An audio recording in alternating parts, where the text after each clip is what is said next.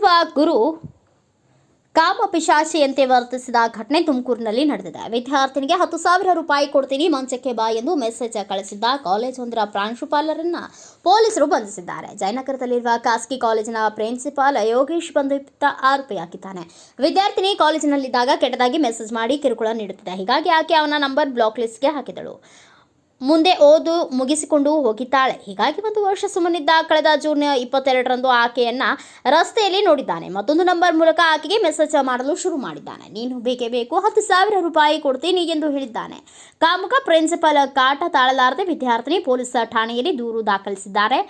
ಲೈಂಗಿಕ ಕಿರುಕುಳ ನೀಡಿದ ಆರೋಪದ ಮೇಲೆ ಎಫ್ಐಆರ್ ದಾಖಲಿಸಿಕೊಂಡ ಪೊಲೀಸರು ಯೋಗೇಶ್ನನ್ನ ಬಂಧಿಸಿದ್ದಾರೆ. ಹಿಂದೆ ಬಾರ್ ಲೈನ್ಸ್ ರಸ್ತೆಯಲ್ಲಿರುವ ಕಾಲೇಜೊಂದರಲ್ಲಿ ಇಂಗ್ಲಿಷ್ ಪ್ರಾಧ್ಯಾಪಕನಾಗಿ ಕೆಲಸ ಮಾಡುತ್ತಿದ್ದಂತೆ.